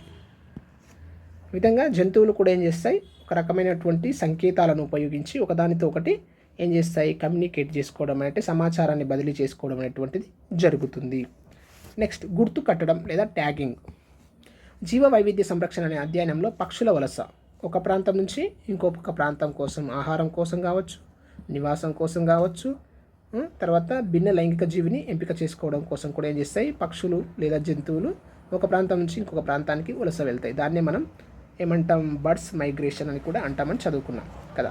పక్షులలాగే కొన్ని జంతువులు కూడా ఆహారం కోసం, గూడు కోసం చాలా దూరం వలసపోతాయి. జంతువుల యొక్క ఉనికి వలసలను గుర్తించడానికి శాస్త్రవేత్తలు అన్వేషణ పరికరాలు, ట్రాకింగ్ డివైజెస్ కడతారు. వాటి మెడలకు కానీ ఎక్కడైనా కానీ కాళ్ళకు కానీ ట్రాకింగ్ డివైజెస్ కడతారు. ఈ విధంగా గుర్తింపు సూచికలు, ట్యాగింగ్ అంటారు. వీటిని ఏమంటారు, గుర్తింపు సూచికలు లేదా ట్యాగింగ్ అంటారు. జంతువులు ప్రయాణించే మార్గం అనుసరించడానికి శాస్త్రవేత్తలకు ఇవేం చేస్తాయి, ఉపయోగపడతాయి. ఈ ట్యాగింగ్ అనేటువంటిది జంతువులు ఎటు నుంచి ఎటువైపు ప్రవర్తిస్తున్నాయి అనేటువంటి తెలుసుకోవడానికి ఈ ట్యాగింగ్ అనేటువంటిది ఉపయోగపడుతుంది. నెక్స్ట్, ప్రయోగశాల కృత్యం. ప్రయోగశాలలో పరిశోధనాత్మకత, ఇన్వెస్టిగేషన్స్ ఇన్ ల్యాబ్. ఇంతకుముందు విభాగంలో లోరెంజ్ మరియు పావ్లోవ్ చేసిన పరిశోధనల గురించి తెలుసుకున్నాం కదా. ఈ శాస్త్రవేత్తలు నియంత్రించిన నిబంధనలతో జంతువుల ప్రవర్తనను అధ్యయనం చేశారు. ఇప్పుడు మనం ఒక బొద్దింక ప్రవర్తనను అధ్యయనం చేద్దాం. దీనికోసం ఒక పరిశోధన పెట్టే చాయిస్ బాక్స్ కావాలి. దీన్ని కింద వివరించిన విధంగా తయారు చేసుకోవాలి. ఒక చతురస్రాకారపు అట్టపెట్టెను తీసుకొని ఏం చేయాలి, కార్డుబోర్డు సహాయంతో పటంలో చూపిన ఇట్లా 4 గదులను ఏర్పాటు చేసుకోవాలి. 2 గదులకు చిన్న రంధ్రాలు చేయండి. వీటి ద్వారా కాంతి ప్రసరించేలా, సూర్యుని కాంతి ఉంటుంది కదా, కాంతి ప్రసరించేలా చేయండి. వీటి ద్వారా కాంతి ప్రసరించేలా చేయండి. మిగతా 2 గదులు ఏం చేయాలి, చీకటిగా ఉండాలి. ఇవి డార్క్ ఛాంబర్స్. 2 గదులు చీకటిగా ఉండేలా ఉండనివ్వండి. వెలుతురు ఉన్న ఒక గదిలో, చీకటి ఉన్న ఒక గదిలో దూదిని తడి వాతావరణం ఏర్పరచండి. ఇందులో దూదిని తడిపి ఒక దాంట్లో తడి వాతావరణం, ఇందులో ఒక దాంట్లో దూదిని తడిపి తడి వాతావరణాన్ని ఏర్పాటు చేయాలి. వెలుతురు ఉన్న ఒక్కొక్క గదిలో, చీకటి ఉన్న ఒక్క గదిలో దూదిని తడిపి తడి వాతావరణాన్ని ఏర్పాటు చేయండి. వెలుగు ఉన్న ఒక గదిలో, చీకటి ఉన్న ఒక గదిలో, వెలుగున్న ఒక గదిలో, చీకటి ఉన్న ఒక గదిలో కొంచెం కాల్షియం క్లోరైడ్ నుంచి పొడి వాతావరణాన్ని ఏర్పరచండి. ఏం చేయాలి, ఇక్కడ కాల్షియం క్లోరైడ్ నుంచి ఇక్కడ పొడి వాతావరణం, ఇది తడి వాతావరణం, ఓకే. వాతావరణం ఏర్పడి ఇప్పుడు పెట్టెను 4 గదులుగా విభజించినట్లయితే, ఇట్లా 4 గదులుగా విభజించాం కదా, విభజించినట్లయితే 4 గదుల్లో వేరువేరు స్థితులు ఉన్నాయన్నమాట. ఇక్కడ ఏమైంది, చీకటి పొడి వాతావరణం, ఇక్కడ వెలుతురు అండి, ఇది వెలుతురు పొడి వాతావరణం, చీకటి పొడి వాతావరణం, ఇక్కడ వెలుతురు తడి వాతావరణం, ఇక్కడ చీకటి తడి వాతావరణం అనేటువంటి విభిన్న పరిస్థితులు ఉన్నాయి. 4 గదుల్లో వేరువేరు స్థితులు ఉన్నాయన్నమాట. అవి వెలుగు మరియు పొడి కనిపిస్తుంది. ఇక్కడ పొడి, వెలుగు మరియు తడి, ఇక్కడ వెలుగు తడి, చీకటి మరియు పొడి, చీకటి ఉంది మరియు పొడి ఉంది. ఇది చీకటి మరియు డార్క్ అని చెప్పుకున్నాం కదా, చీకటి మరియు పొడి, చీకటి తడి, ఇది చీకటి తడి. ఇది నెంబరింగ్ ఇస్తాను చూడండి ఒకసారి, ఇది చాలా క్లారిటీగా వస్తుంది. ఏం లేదు, ఇది చిన్న ఎక్స్పెరిమెంట్. నెంబరింగ్ ఇస్తే సింపుల్గా అర్థమవుతుంది. 1 2 3 4 సూర్యరశ్మి, వెలుతురు ప్రసరించేటువంటి ఛాంబర్స్ ఇవి, ఓకే. ఇదేమో చీకటి గది, ఇది చీకటి, ఇది వెలుతురు, ఇది వెలుతురు. ఇక్కడ ఏం చేస్తాం, దూది పెట్టి తడి వాతావరణాన్ని ఏర్పాటు చేస్తాం. ఇక్కడ దూది పెట్టి తడి వాతావరణం చేస్తాం. ఇక్కడ కాల్షియం క్లోరైడ్ పెట్టి పొడి వాతావరణం, ఇక్కడ పొడి వాతావరణం ఏర్పాటు చేస్తాం. అయిపోయింది కదా, 4 గదులు ఏర్పడ్డాయి. 4 గదుల్లో వెలుతురు పొడి. వెలుతురు ఎక్కడుంది, వెలుతురు పొడి ఇది. రెండోది వెలుతురు పొడి, రెండోది వెలుతురు మరియు పొడి వాతావరణం. వెలుగు మరియు తడి, ఇది వెలుగు మరియు ఒకటోది వెలుగు మరియు తడి, వెలుగు తడి. చీకటి మరియు పొడి, డార్క్ మరియు పొడి, ఇది 4వది చీకటి మరియు పొడి వాతావరణం. చీకటి మరియు తడి వాతావరణం. ఈ విధంగా మీ తరగతిలోని విద్యార్థులు 4 జట్లుగా ఏర్పడి ఒక్కొక్క జట్టుకు కొన్ని బొద్దింకలను సేకరించి మీకు ఇష్టమైనటువంటి స్థితిలో ఉన్న గదిలో ఉంచండి. 4 గదులు స్థితులను ఇలా ఉన్నాయి. వెలుగు పొడి, వెలుగు తడి, చీకటి పొడి, చీకటి పొడి, చీకటి తడి. ఈ విధంగా 4 మనం చెప్పుకున్నాం కదా. పైపెట్టే భాగంలో మూతతో కప్పి ఉంచాలి. ఈ బాక్స్ మొత్తం ఇట్లా 4 భాగాలు చేసి దాన్ని ఏం చేయాలి, మూతతో కప్పి ఉంచాలి. మొత్తం అమరికను 10 నుంచి 20 నిమిషాలు వదిలేయాలి. 10 నుంచి 20 నిమిషాలు, ఒక హాఫ్ అన్ అవర్ వదిలేస్తే తర్వాత ప్రతి గదిలోని ఉన్న బొద్దింకల సంఖ్యను లెక్కించాలి. ఏ గదిలో ఎక్కువ బొద్దింకలు ఉన్నాయి, ప్రతి జట్టు ఈ ఫలితాలను పరిశీలనను ఇతర జట్లతో పరిశీలించి ఏం చేయాలి, నోట్బుక్లో మెన్షన్ చేయాలి. ఇక్కడ చూడండి, బొద్దింకలు ఎల్లప్పుడూ చీకటి తడి, మనం ఇక్కడ చెప్పుకున్నాం కదా, చీకటి తడి. ఎన్నో చాంబర్లో 3వ గదిలో ఎక్కువ బొద్దింకలు ఉంటాయి. ఎందుకంటే వాటి ఉండవలసినటువంటి వాతావరణాన్ని ఎక్కువ ఇష్టపడేది ఏంటంటే చీకటి తడి వాతావరణాన్ని ఎక్కువ ఇష్టపడతాయి. కాబట్టి 3వ గదిలో ఇవి ఎక్కువగా ఉండడానికి ఇష్టపడతాయి. చీకటి తడి, చీకటి మరియు తడి వాతావరణం ఉంది కదా, ఇక్కడ చీకటి తడి, ఇది ఇక్కడ ఈ ఫోటోలో చీకటి తడి ప్రదేశాన్ని ఎంచుకుంటాయి. అందుచేతనే తడి మరియు చీకటి అరలోనే ఎక్కువ లేదా మొత్తం బొద్దింకలు చేరాయి. ఇది ఈ విధంగా జంతువుల ప్రవర్తనను మనం అధ్యయనం చేయడానికి ఒక ఎక్స్పెరిమెంట్, ఒక కృత్యం. చూడండి ఇక్కడ ఇంకో కృత్యం. పైన పేర్కొన్న జంతువులలో వివిధ రకాల ప్రవర్తనను పరిశీలించండి. అవి సహజాత ప్రవృత్తిని మరియు అనుసరణ, నిబంధన, అనుకరణ అన్నిటిని కూడా మనం అబ్జర్వ్ చేయవచ్చు. మన పెంపుడు కుక్క కొత్త వారిని చూస్తే మురుగుతుంది. మీరు కుక్కను మీ వంటగదిలోకి రాకుండా అలవాటు చేస్తే అవి ఎప్పటికైనా వంటింటిలోకి వస్తాయా? అట్లా అంటే మనం ఒక్కొక్క నిబంధనను పెడితే ఇవన్నీ దానికి సంబంధించినటువంటి ఇది సహజాత ప్రవృత్తి, నిబంధన, అనుకరణ, ఇట్లా ఈ ఎగ్జాంపుల్స్ చుట్టుక వాడు క్వశ్చన్ అడగవచ్చు. ఇప్పుడు ఇది నిబంధనకు సంబంధించిన అంశం. ఇట్లా డబ్బాలో పెట్టిన స్వీట్ చేరుకోవడానికి చీమలు వరుసలో వెళ్తాయి. చీమలకు డబ్బా దగ్గరకు చేరుకోవడానికి దారి ఎలా తెలుసు? ఇది సహజాత ప్రవృత్తికి సంబంధించినటువంటి. రాత్రి మాత్రమే దోమలు బొద్దింకలు తమ స్థానాల్లో నుండి బయటకు వస్తాయి. వెలుతురు చీకటికి తేడా వాటికి ఎలా తెలుస్తుంది? సహజాతం. ఇవన్నీ ఇట్లా అంశాలు. ఇట్లా ఎద్దు మెడకు తాడు తీయగానే ఏం సూచనలు, ఇవన్నీ. తర్వాత పక్షులు గూడు అల్లడానికి, తర్వాత కుక్క పిల్లలు గుడ్డ ముక్కను చూడగానే ఏం చేస్తాయి, ఒక దాంతో ఒకటి పొట్లాడి ఏం చేస్తాయి, దాన్ని చింపడం. ఇవన్నీ మనకు చెప్పుకున్నాం 4 అంశాలు ఉన్నాయి కదా, 4 అంశాలకు సంబంధించినటువంటి ఎగ్జాంపుల్స్ ఇవన్నీ. ఓకే, ఈ ఎగ్జాంపుల్స్ చుట్టూ వాడు క్వశ్చన్లు అడిగేటువంటి అవకాశం ఉంటుంది. వాటిని కూడా జాగ్రత్తగా అబ్జర్వ్ చేయాలి. నెక్స్ట్, నేల మీద నీటిలో నివసించే జంతువుల పిల్లలు సహజాత ప్రవృత్తి, అనుకరణ, నిబంధన, అనుసరణ, నిబంధన, అనుకరణ వల్ల అవి అనేక పనులను నిర్వర్తిస్తాయి. నేల మీద కావచ్చు, నీటిలో నివసించే జంతువులు పిల్లలు ఏం చేస్తాయి, సహజాత ప్రవృత్తి, అనుసరణ, నిబంధన, అనుకరణ వల్ల అవి ఏం చేస్తాయి, అనేక పనులను నిర్వర్తిస్తాయి. జంతువుల ప్రవర్తన విభిన్న జీవరసాయన చర్యల మీద ఆధారపడి ఉంటుంది. జంతువుల యొక్క ప్రవర్తన ఎట్లుంటుంది, విభిన్న జీవరసాయన చర్యల మీద ఆధారపడి ఉంటుంది. కుక్కలు వాసనను పసిగట్టడం, చీమలు వెతకలాడటం లేదా సమాచారాన్ని అందించడం అనేవి విడుదల చేసే ఫెర్మోన్, ఒక రకమైన కెమికల్ను విడుదల చేస్తాయండి ఇవి చీమలు. ఫెర్మోన్ వలన జరుగుతుంది. కుక్కలు వాసన చూడడం కానీ చీమలు వెతకడం లేదా సమాచారాన్ని అందించమైనటువంటి ఫెర్మోన్ వలన జరుగుతుంది. ప్రజ్ఞావంతంగా ప్రవర్తించి ఆసక్తి కలిగించి కొన్ని జంతువులు మనం ఇంకా చూద్దాం. తెలివి, ఇంటెలిజెన్స్ని చూపి వాటి బిహేవియర్ను ప్రవర్తించేటువంటి జంతువులను ఇప్పుడు మనం చూద్దాం. ఫెర్మోన్స్ గుర్తుపెట్టుకోవాలి. సమాచారాన్ని ఏ విధంగా అందిస్తాయంటే ఫెర్మోన్ అనేటువంటి జీవరసాయనం ద్వారా ఏం చేస్తాయి, చీమలు ఒక చీమ నుంచి ఇంకో చీమకు ఏం చేస్తాయి, సమాచారాన్ని అందిస్తాయి. ఈ ఫెర్మోన్ అనేటువంటిది గుర్తుపెట్టుకోండి. పక్షి గూడును అల్లడం చాలా ఆసక్తికరంగా ఉంటుంది. వేరువేరు జాతుల పక్షులు వేరువేరు పద్ధతుల్లో ఏం చేస్తాయి, గూడును నిర్మించుకుంటాయి. అన్ని పక్షులు ఒకేలాగా గూడు నిర్మించుకోవు. అందులో ఒకటి ఎగ్జాంపుల్ నేత కానీ వీవర్ బర్డ్ పక్షి 3 వెడల్పు ఆకులను ఎన్నుకొని ఒక దానిని క్రింద ఇట్లా 3 ఆకులను తీసుకుంటుంది. అది ఏం చేస్తుంది, ఒక దాన్ని కింద పెట్టి మిగతా రెండింటిని పైన పక్క నుంచి ఇట్లా పైన పక్క నుంచి ఉంచి సన్నటి దారాలతో వాటిని 3 ఆకులు కలిపి కుట్టి గూడు అల్లుతుంది. 3 ఆకులను కలిపి ఏం చేస్తుంది, గూడు కట్టుకుంటుంది. ఏవి, నేతగాని పక్షి. కొన్ని పక్షులు ఆకుల పొరల్లోనే గూడు నిర్మిస్తాయి. కొన్ని పక్షులు ఏం చేస్తాయి, ఆకుల పొరలు ఉంటాయి కదా, ఈ ఆకుల పొరల లోపల గూడును నిర్మించుకుంటాయి. మీ పరిసరాల్లో వివిధ రకాల పక్షులను పరిశీలించి అవి ఎలా గూడు నిర్మించుకుంటాయి. గూడు కట్టే వస్తువులను సేకరించి అదే రకంగా గూడు కట్టడానికి ప్రయత్నించండి. ఇవన్నీ ఎగ్జాంపుల్స్. నెక్స్ట్ బీవర్ చెట్టు కొమ్మ మోసుకుపోవుట. ఉత్తర అమెరికా గుర్తుపెట్టుకోవాలి, దేశం, కంట్రీ.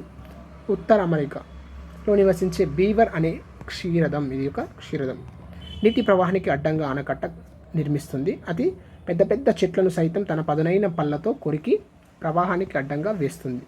ఇట్లా ప్రవాహం పోతుంటే పెద్ద పెద్ద దొంగలను ఏం చేస్తుంది, కొరికి నీటి ప్రవాహానికి అడ్డంగా వేస్తుంది. ఎవరు, బీవర్ అనేటువంటి క్షీరదం జంతువు. వీటి సహాయంతో బీవరు 4 అడుగుల గోడను కడుతుంది. వీటి సాయంతో గోడ నిర్మిస్తుంది. చెట్ల కొమ్మలతో పాటు రాళ్లను మట్టిని ఉపయోగించి అడ్డుగోడ కట్టి ఏం చేస్తుంది, రాళ్లతో మరియు మట్టితో కొమ్మలతో అడ్డుగోడ కట్టి నీటిని ఏం చేస్తుంది, నిల్వ చేస్తుంది. దానితో తన కుటుంబంతో కలిసి నివసిస్తుంది. ఆ నీటిలో గోడను కట్టి ఆ గదిలాగా చేసుకొని అందులో నివసిస్తుంది. నీటి నిల్వ చేసి అందులో నివసిస్తుంది. నెక్స్ట్ కందిరీగ, వ్యాప్స్. కందిరీగ చాలా తెలివైనది. అది తన భవిష్యత్తు అవసరాలను దృష్టిలో పెట్టుకొని ఇంటిని నిర్మించుకుంటుంది. బురద మట్టిని ఉపయోగించి గోడ పైన గూడు కడుతుంది. ఇట్లా గోడ ఉంటే గోడ పైన ఏం చేస్తుంది, ఇట్లా గూడులాగా కట్టుకుంటుంది. కందిరీగ గూడు నిర్మించడానికి తగిన బురద మట్టిని ఎన్నుకుంటుంది. అన్ని బురద మట్టిని తీసుకోదండి, అది స్పెసిఫిక్ అవసరమైన బురద మట్టిని మాత్రమే అది ఏం చేస్తుంది, తీసుకుంటుంది.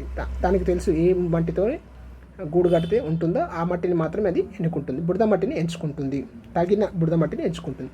అది పొడిగా ఉంటే దానిపైన ఏం చేస్తుంది, నీళ్లు చల్లి తడిగా చేస్తుంది. ఒకవేళ అది బాగా బురదగా ఉంటే ఏం చేస్తుంది, ఆరబెట్టి మట్టి ఉండలు, చిన్న చిన్న ఉండలను చేసి గూడు కడుతుంది. తర్వాత ఆహారాన్ని వెతుకుతుంది. ఆహారం ముఖ్యంగా లార్వాలు కనిపించగానే వాటిని కుట్టి విషాన్ని ఎక్కిస్తుంది. ఏం చేస్తుంది, చిన్న చిన్న లార్వాలు ఉంటాయి కదా మొక్కల పైన, అక్కడ పైన ఏం చేస్తుంది, లార్వాలకు విషం ఎక్కించి దాన్ని చంపేసి ఆ లార్వాలు తీసుకొచ్చి గూట్లో పెట్టుకుంటుంది. లార్వాలు కనిపించగానే వాటి కుట్టి విషాన్ని ఎక్కిస్తుంది. దాన్ని సేకరించి తయారు చేసుకున్న గూట్లో పెట్టుకుంటుంది. ఈ సేకరించుకున్న ఆహారం పైన కందిరీగలు ఏం చేస్తాయి, గుడ్లు పెడతాయి. ఆ లార్వాల పైన గుడ్లు పెడతాయి. గుడ్ల నుండి ఏర్పడే కందిరీగ లార్వాలు ఉంటాయి, దాని పిల్లలు ఉంటాయి కదా, అవి ఆహారంగా తీసుకుంటాయి ఈ లార్వాలను. ఈ విధంగా అది తన సంతానాన్ని అభివృద్ధి చేసుకుంటుంది. ఎవరు, కందిరీగ. జంతువుల తెలివితేటలు తెలుసుకోవడానికి కొన్ని ప్రయోగాలు చేద్దాం. నెక్స్ట్, మీరు నమ్మండి నమ్మకపోవండి, మోసగించడం, అబద్ధాలు చెప్పడం, దాక్కోవడం లాంటివి కూడా తెలివితేటలు లక్షణాలే. అబద్ధాలు చెప్పడం కానీ, దాక్కోవడం కానీ, మోసగించడం కానీ, ఇలాంటి అన్ని లక్షణాలు కూడా అవి తెలివితేటలకు సంబంధించినవి. అందరూ అన్నీ చేయలేరు, కొందరు మాత్రం చేస్తారు. కాబట్టి ఇవి కూడా తెలివితేటలకు సంబంధించిన లక్షణాలు. ఇంకొక రకంగా చెప్పాలంటే ఇతరులు మీ గురించి ఏమనుకుంటున్నారో మీకు తెలుసు, అదేవిధంగా మీ గురించి ఇతరులకు తెలుసు. దానినే మనం సందిగ్ధం, కన్ఫ్యూజన్లో పెట్టడానికి వారి ఊహకు అందనంతగా నీ ఎత్తుగడలతో నీవు ఉంటావు. వాళ్ళని కన్ఫ్యూజన్ పెట్టడానికి ఎవడెవడన్నా మనల్ని ఇబ్బంది పెట్టాలని ఒక పన్నాగం అండి అనుకో, ఒక ప్లాన్ వేసిన అనుకో, దానికి మనం ఇంకో ప్లాన్ చేసాం వాడిని ఎత్తుగడని మనం తిప్పి కొడతాం. అట్లా అప్పుడప్పుడు కొన్ని పనులు మోసపూరితంగా అప్పుడప్పుడు కొన్ని పనులు మోసపూరితంగా కూడా చేస్తారు కదా. ఈ రకమైన ప్రవర్తన కేవలం మనుషుల్లోనే కాదు, జంతువులు కూడా ప్రదర్శిస్తాయి. అందులో స్క్రబ్ జే. ఎవరు, స్క్రబ్ జే అనేటువంటి పక్షి ఆహారాన్ని పెట్టుకుంటుంది. ఆహారాన్ని ఏం చేస్తుంది, స్క్రబ్ జే అనేటువంటి పక్షి ఆహారాన్ని దాచిపెట్టుకుంటుంది. దురదృష్టం ఏమిటంటే తిరిగి ఆహారం కోసం వచ్చేటప్పటికి మరొక స్క్రబ్ జే దాన్ని దొంగిలిస్తుంది. స్క్రబ్ జే దాని ఆహారం దాచిపెట్టడానికి మరొక పక్షి సమక్షంలోనే దాచిపెడుతుంది. కొద్దిసేపటి తర్వాత ఆ పక్షి ఒక పథకం ప్రకారం దాన్ని దొంగిలిస్తుంది. ఇది ప్రయోగపూర్వకంగా నిరూపించబడింది. స్క్రబ్ జే అనేటువంటి పక్షులు ఏం చేస్తాయి, ఆహారాన్ని దాచిపెట్టుకుంటే ఇంకో పక్షి ఏం చేస్తుంది, దాన్ని చూసి ఆహారాన్ని దొంగిలిస్తుంది, దాని ఆహారాన్ని ఇది తినేస్తుంది. ఇట్లా మనుషులే కాకుండా జంతువులలో కూడా ఇలాంటి లక్షణాలు ఉంటాయి. ఎగ్జాంపుల్, ఉడతలు ఆహారాన్ని అమితాశక్తి కలిగించే రీతిలో దాచిపెట్టుకుంటాయి. మనం చూస్తాం కదా పల్లెటూర్ల పొట్టి, అవి ఎప్పుడు వాటి ఆహారాన్ని ఎవరో దొంగిలించడానికి ప్రయత్నిస్తున్నారు అనే రీతిలో ప్రవర్తిస్తాయి. వాటిని పక్కదారి పట్టించడానికి చాలా చోట్ల నేలలో రంధ్రాలు చేస్తాయి. చాలా చోట్ల నేలలో ఇలా రంధ్రాలు చేసి వాటిని ఆకులతో ఇలా ఇతర పదార్థాల్లో కప్పేస్తాయి. నిజానికి చాలా రంధ్రాల్లో ఆహారం ఉండదు. ఈ విధంగా ఏం చేస్తాయి, ఇప్పుడు ఇక్కడ ఒక రంధ్రం ఉందండి, ఈ రంధ్రంలో ఫుడ్ పెట్టింది. చుట్టుపక్కల కూడా కొన్ని ఇట్లా చేసి వాటిపైన ఆకు వేస్తుంది, వీటిపైన ఆకులు వేస్తుంది, వీటిపైన దాచేస్తుంది. ఇందులో ఫర్ ఎగ్జాంపుల్ వేరేది వచ్చింది అనుకో, వేరే ఒక జీవి వచ్చి దీన్ని ఓపెన్ చేసింది, దీనిలో ఆహారం లేదు, దీన్ని ఓపెన్ చేసింది, దీనిలో ఆహారం లేదు, అదేం చేస్తుంది మిగతా వాటిని కూడా ఓపెన్ చేయదు. అట్లా నిజానికి చాలా రంధ్రాల్లో ఆహారం ఉండదు. ఈ విధంగా ఉడత మిగతా జీవులను ఆ రంధ్రాలలో ఆహారం ఉందని నమ్మేలా చేస్తాయి. ఆ రంధ్రాల్లో ఆహారం ఉందని నమ్మేలా చేస్తాయి. పాపం ఒక్కోసారి తాను దాచిన చోటునే అదే మర్చిపోతుంది. ఇట్లా ఏం చేస్తుంది, ఎక్కువ రంధ్రాల్లో చేసి వాటిపైన ఆకులను చెత్త చెదారం కప్పి ఇది ఆహారాన్ని దాపెడుతుంది. ఓసారి వచ్చి ఏం చేస్తుంది, దానంతకు తాను ఏ రంధ్రంలో దాపెట్టినో తెలియక అది ఏం చేస్తుంది, అది దాని ఆహారాన్ని అది మర్చిపోతాయి. విత్తనాల వ్యాప్తిలో ఇవి ఏం చేస్తాయి, ఇట్లా మనం ఏదైనా పండు తీసుకొచ్చి దాపెట్టింది అనుకో, అదేం చేస్తుంది, అందులో విత్తనం ఏం చేస్తుంది, మొలకెత్తి అక్కడ కొత్త మొక్కలు ఏర్పడతాయి. ఆ ప్రాంతంలో లేని చెట్లు కూడా ఏర్పడవచ్చు. తార్కికంగా గుర్తించి ఆలోచిస్తే మనకు గుర్తుకు వచ్చేవి డాల్ఫిన్ తార్కిక లక్షణాలను మనం చూసినట్టయితే డాల్ఫిన్స్ ఇంకా చాలా తెలివైన. డాల్ఫిన్లకు తార్కిక ఆలోచన శక్తి ఎక్కువగా ఉంటుంది. దీన్ని హెర్మన్ ప్రయోగపూర్వకంగా నిరూపించాడు. హెర్మన్ అటువంటి శాస్త్రవేత్త ఏం చేసిండు, ప్రయోగపూర్వకంగా డాల్ఫిన్ల యొక్క తెలివితేటలని, తార్కిక శక్తిని నిరూపించాడు. హెర్మన్ 4 బాటిల్ నోస్ డాల్ఫిన్లపై అధ్యయనం చేశాడు. ఈ పరిశోధనలు హవాయి ద్వీపం ఉంటుంది కదా, అదే ద్వీపంలోని కవాలో బేసిన్ మామల్ ల్యాబొరేటరీలో జరిపాడు. వాటికి అకికోమాయి, ఫినిక్స్, అలెన్, హిప్పో అనే పేర్లు పెట్టాడు. 4 డాల్ఫిన్లకు ఏం చేసిండు, అకికోమాయ్, ఫినిక్స్, అలెన్, హిప్పో అని పేర్లు పెట్టిండు. తన అధ్యయనం ద్వారా అతను తెలుసుకున్నది ఏమిటంటే, డాల్ఫిన్లకు ప్రత్యేక శిక్షణ ఇచ్చినట్లయితే అవి వాటి పేర్లను గుర్తుంచుకుంటాయి, ప్రత్యేక సంకేత భాషను అర్థం చేసుకుంటాయి. సంక్లిష్ట సంకేత భాషను కూడా ఏం చేస్తే డాల్ఫిన్లు అర్థం చేసుకుంటాయి. ఉదాహరణకు మూసిన పిడికిలి చూపించగానే తొట్టి అని, ఎత్తిన చేతులు చూపించగానే బంతి అని, ఎత్తిన ఒక చేయి చూపించగానే తీసుకురమ్మని సంజ్ఞ ఇచ్చి శిక్షణ ఇస్తే డాల్ఫిన్లు అన్నిటినీ కలిపి కూడా అర్థం చేసుకుంటాయి. ఈ సంజ్ఞలన్నీ సవ్య క్రమంలో అంటే ఒక క్రమ పద్ధతిలో కలిపి చేయగానే డాల్ఫిన్లు బంతిని తొట్టి నుండి తీసుకొచ్చాయి. ఈ సంజ్ఞలు అన్నీ వ్యతిరేక క్రమంలో చేస్తే ఏమవుతాయి, బంతిని తీసి నీటి తొట్టిలో పరేయడం జరుగుతుంది. అవి వాటి పేర్లను తక్కువసేపు వినిపించే ఈల శబ్దాన్ని బట్టి గుర్తుంచుకుంటాయి.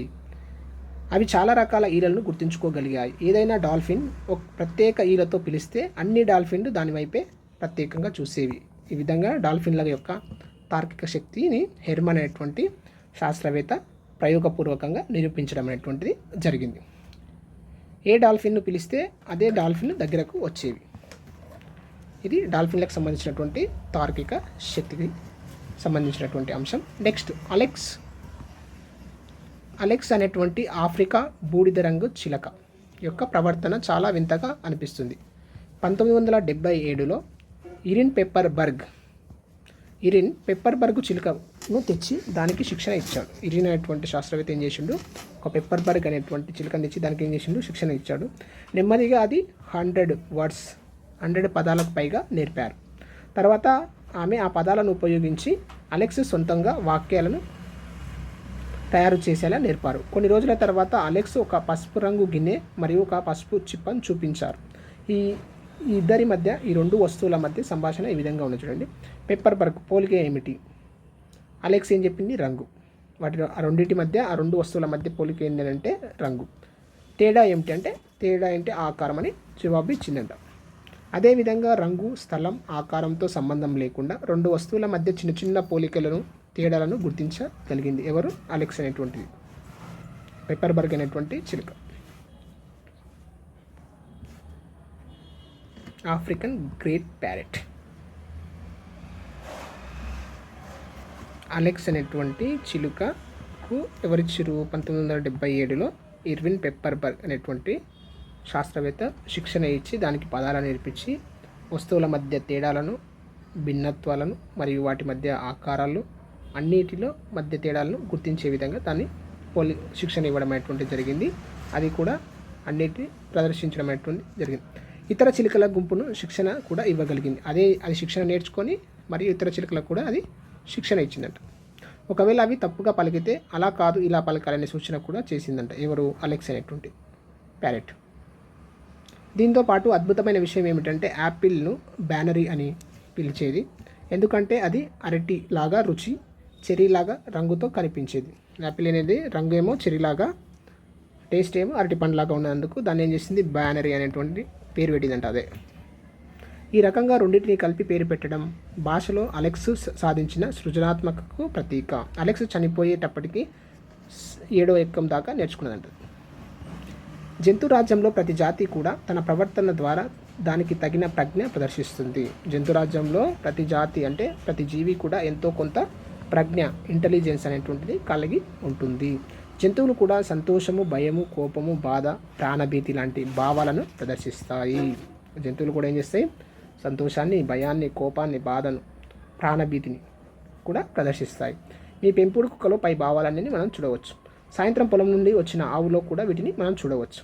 సాయంత్రం పొలం నుండి వచ్చి రాగానే ఆవు లేగ దూడను నాకుతుంది. ఇది దూడ పట్ల ఆవు చూపించే వాత్సల్యానికి, ప్రేమకు సంకేతం. ఈ రకమైన ప్రవర్తన ఇతర జీవుల్లో కూడా మనం చూడవచ్చు. పాము బుస కొట్టడం, కుక్కలు అరవడం, ముళ్ళపంది గట్టి రోమాలు నిక్కపొడుచుకునేలా చేయడం, టాస్మేనియా డేవిల్ అనే జంతువు శరీరం నుండి వచ్చే దుర్వాసన రావడం, ఇవన్నీ కూడా ఆయా జంతువులు తమ శత్రువుల నుండి రక్షించుకోవడానికి చూపే భావాలు. ఇవన్నీ ఏం చేస్తాయి, పాము ఏం చేస్తుంది, బుస కొడుతుంది, కుక్క అరవడం. తర్వాత ఈ టాస్మేనియా డేవిల్ అనేటువంటిది ఏం చేస్తుంది అంటే అది ప్రత్యేకంగా ఒక రకమైన స్మెల్ రిలీజ్ చేస్తుందంట శత్రువుల నుండి రక్షించడానికి. తర్వాత ముళ్ళపంది ఏం చేస్తుంది, దాని శరీరం పైన ఉన్నటువంటి రోమాలు ఏం చేస్తుంది, నిక్కపరుచుకొని ముళ్ళుగా ప్రదర్శించి జంతువుల నుండి రక్షించుకుంటుంది. ఇవన్నీ శత్రువుల బారి నుండి తమను తాము కాపాడుకోవడానికి చేసే ప్రయత్నాలు, జంతువులు చేసే ప్రయత్నాలు ఇవన్నీ. నెక్స్ట్, కొన్ని జంతువులు శత్రువుల నుండి రక్షించుకోవడానికి తమ శరీరం నుండి దుర్వాసనను వెదజల్లుతాయి. జంతువులు ఏం చేస్తాయి, దుర్వాసనను వెదజల్లుతాయి. జంతు రాజ్యంలో టాస్మేనియన్ డేవిల్ అన్నిటికంటే ఎక్కువ దుర్వాసనను వెదజల్లే జంతువు. టాస్మేనియన్ డేవిల్ ఏం చేస్తుంది, అన్నిటికంటే ఎక్కువ దుర్వాసనను వెదజల్లుతుంది. దీని మాదిరిగానే బాంబార్డియర్ బీటిల్ కూడా ఏం చేస్తుంది, చెడు వాసనను వెదజల్లే ఇది కీటకం. అదేమో జంతువు, బాంబార్డియర్ బీటిల్ అనేటువంటిది ఏమో కీటకము, టాస్మేనియన్ డేవిల్ అనేటువంటిది జంతువు. రెండు చెడు వాసనని ఉత్పత్తి చేస్తాయి. ఈ కీటకం శరీరంలో 2 రకాల రసాయనాలు ఉంటాయండి. 2 టైప్స్ కెమికల్స్ ఉంటాయి. అవి హైడ్రోక్వినోన్ మరియు హైడ్రోజన్ పెరాక్సైడ్. హైడ్రోక్వినోన్ మరియు హైడ్రోజన్ పెరాక్సైడ్ అనేటువంటి 2 కెమికల్స్ ఉంటాయి. అవి ఎప్పుడైతే ప్రాణహాని ఉందని భావిస్తాయో అప్పుడు ఈ రసాయనాలు ప్రత్యేక ఎంజైమ్తో కలిపి ఏం చేస్తాయి, వేడి చేస్తాయంట. ప్రత్యేక ఎంజైమ్ను కలిపి వేడెక్కిస్తాయి. అవి శరీరం నుండి దుర్వాసనను వెదజల్లేలా చేస్తాయి. వాసన వచ్చే పురుగులు మనం చాలా పంట పొలాల్లో చూసే ఉంటాం. మన పంట పొలాల్లో నడుస్తూ ఉంటే కొన్ని పురుగులు విపరీతమైన దుర్వాసనను వెదజల్లుతూ ఉంటాయి. ఇది టాస్మేనియన్ డేవిల్, బాంబార్డియర్ కీటకం. చాలా సందర్భాల్లో జంతువులు కూడా మనలాగే ప్రవర్తిస్తాయి. జంతువుల ప్రవర్తనను అర్థం చేసుకోవడం ఆసక్తికరం మాత్రమే కాదు, జీవ వైవిధ్యం సంరక్షించడానికి చాలా ముఖ్యమైనటువంటి అంశంగా ఉపకరిస్తుంది. జంతువుల ప్రవర్తనను శాస్త్రీయంగా అధ్యయనం చేయడాన్ని ఇథాలజీ, ఇది చాలా ఇంపార్టెంట్ వర్డ్, ఇథాలజీ. జంతువుల ప్రవర్తనను శాస్త్రీయంగా అధ్యయనం చేయడాన్ని ఇథాలజీ అని అంటారు. ఇది జీవశాస్త్రంలో ఒక భాగం. ఇథాలజీ ముఖ్య ఉద్దేశం సహజ వాతావరణంలో జంతువుల ప్రవర్తనను పరిశీలించడం. సహజ వాతావరణం అంటే కృత్రిమంగా కాకుండా, ఫర్ ఎగ్జాంపుల్ ఇప్పుడు అడవిలో ఒక జంతువు ఉందండి, ఆ జంతువు యొక్క ప్రవర్తన ఎట్లా ఉంటుందో దాన్ని అధ్యయనం చేయడం సహజ ప్రవర్తన అంటాం. అట్లా సహజ ప్రవర్తనను పరిశీలించడం, దీనిలో ప్రయోగశాల క్షేత్రస్థాయిలో అధ్యయనం చేయడమే కాకుండా ఇతర శాఖలు అయిన నాడీ అంతర్నిర్మాణ శాస్త్రం, పర్యావరణ శాస్త్రం మరియు జీవ పరిణామ శాస్త్రంతో బలమైన సంబంధాన్ని కలిగి ఉంటుంది. ఈ ఇథాలజీ అనేటువంటిది ఇతర శాఖలు ఉంటాయి కదా, అవి కూడా వాటితో కూడా సంబంధాన్ని కలిగి ఉంటుంది. అందులో ఏమేంటి అంటే నాడీ అంతర్నిర్మాణ శాస్త్రం, ఎకాలజీ పర్యావరణ శాస్త్రం, ఎవల్యూషన్ జీవ పరిణామ శాస్త్రంతో కూడా సంబంధాన్ని కలిగి ఉంటుంది.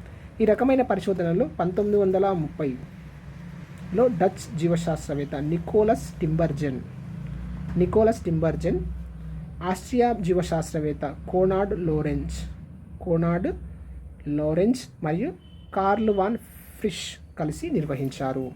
ఇలాంటి ఈ జంతువుల యొక్క ప్రవర్తనకు సంబంధించినటువంటి పరిశోధనలు 1900లో డచ్కు చెందినటువంటి నికోలస్ టింబర్జెన్, ఆస్ట్రియాకు చెందిన కోనార్డ్ లోరెంజ్ మరియు కార్ల్ వాన్ ఫ్రిష్ కలిసి నిర్వహించారు. వీరందరికీ 1973లో జంతువుల ప్రవర్తనపై పరిశోధనకు గాను వీరికి నోబెల్ బహుమతి లభించింది. ఇప్పుడు 1973 ఈ పాఠ్యాంశం ద్వారా నేర్చుకున్నటువంటి అంశాలు చూద్దాం. జంతువులు రకరకాల ప్రవర్తనలు ప్రదర్శిస్తాయి అని మనం తెలుసుకున్నాం. జంతువుల ప్రవర్తన అనేది అవి ఎలా ఒకదానితో ఒకటి ఇతర జంతువులతో మరియు పరిసరాలతో ప్రవర్తిస్తాయో తెలిపే శాస్త్రీయ అధ్యయనం. జంతువుల ప్రవర్తన అంటే ఏంటంటే అవి ఒకదానితో ఒకటి ఎట్లా ప్రవర్తిస్తాయి, ఇతర జంతువులతో పరిసరాలతో ఏ విధంగా ప్రవర్తిస్తాయని తెలపడాన్ని మనం జంతువుల ప్రవర్తన అని అంటాం. వనరులను కనుక్కోవడం, రక్షించుకోవడం, భక్షక జీవుల నుండి తప్పించుకోవడం, వ్యతిరేక లింగ జీవులను ఎంపిక చేసుకోవడం, ప్రత్యుత్పత్తి, తమ సంతానాన్ని సంరక్షించుకోవడం జంతువుల ప్రవర్తనలో కొన్ని ముఖ్య ఎగ్జాంపుల్స్, కొన్ని ముఖ్య ఉదాహరణలు. శాస్త్రవేత్తలు జంతువుల ప్రవర్తనను 4 రకాలుగా విభజించారు. ఒకటి సహజాత ప్రవృత్తి. సహజాత ప్రవృత్తి, అనుసరణ, దీన్ని ముద్ర వేయడం అంటారు, అనుసరణ అంటారు, నిబంధన, అనుకరణ అనేటువంటివి 4 రకాల ప్రవర్తనలను విభజించారు. మనిషి ప్రవర్తన చాలా సంక్లిష్టం. మన ప్రవర్తనను నియంత్రించవచ్చును. మన గురించి మనకు అవగాహన ఉంటుంది. మన ప్రవర్తనను నియంత్రించవచ్చును. మన గురించి మనకు అవగాహన ఉంటుంది. జంతువుల ప్రవర్తనను నియంత్రించి ప్రయోగశాలలో, క్షేత్రములలో కూడా పరిశోధించవచ్చును. జంతువుల ప్రవర్తనను శాస్త్రీయంగా అధ్యయనం చేయడాన్ని మనం ఏమంటాం? ఇథాలజీ అని అంటాం. జంతువుల ప్రవర్తనకు సంబంధించినటువంటి అంశాలపై 1930లో నికోలస్ టింబర్జెన్, డచ్ దేశానికి చెందినటువంటి వాడు, ఆస్ట్రియా జీవశాస్త్రవేత్త కోనార్డ్ లారెంజ్ అండి. కోనార్డ్ లోరెంజ్, కార్ల్ వాన్ ఫిష్లతో కలిసి పరిశోధనలు నిర్వహించినందుకు వారికి 1973లో నోబెల్ బహుమతి వచ్చింది. Okay everyone, thank you. Please encourage, share and subscribe. Please, thank you.